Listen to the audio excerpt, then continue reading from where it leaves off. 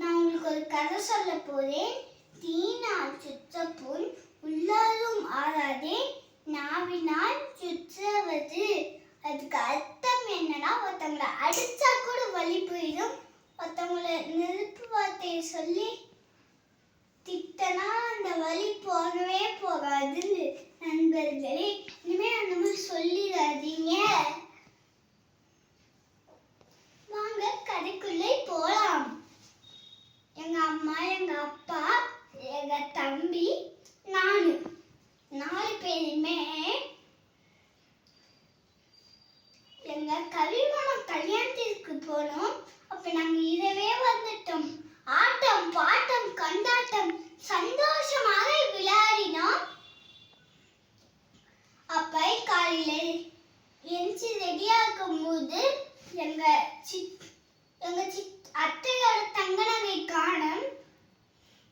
அதனால எல்லாருமே அங்க இங்க ஃபுல்லா தேடினாங்க. ஆனாலும் கிடைக்கவே இல்லை. யார் எடுத்ததுப்பா? மோட்டு தான் எடுத்தாங்கன்னு ஒரு அண்ணா சொன்னாங்க.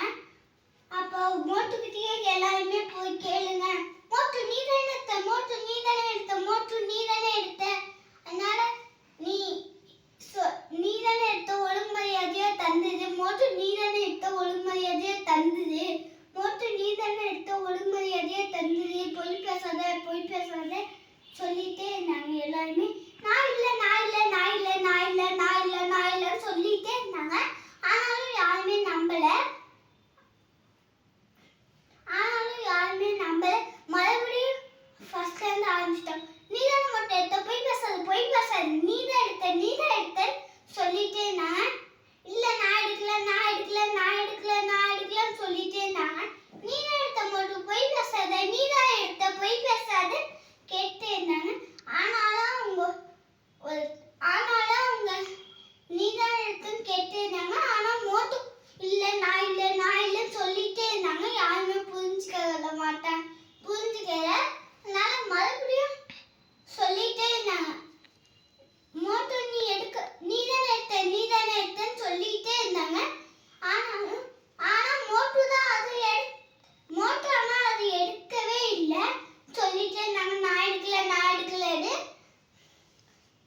ஒரு சின்ன பையன் வந்து அந்த தங்க நகைய இதுவா உங்களுக்கு, ஆமான்னு சொல்லி அதை வாங்கிக்கிட்டு ஒருத்தவங்களை அடிச்சா கூட, மோட்டு சொன்னாங்க ஒருத்தவங்களை அடிச்சா கூட அந்த வலி போயிடும். ஆனா அவங்களை நெருப்பு வார்த்தை சொன்னா அந்த வலி போகவே போகாது.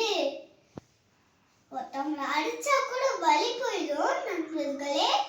ஆனா ஒருத்தவங்களை நெருப்பு வார்த்தை சொன்னா அந்த வலி போகவே போகாது நண்பர்களே.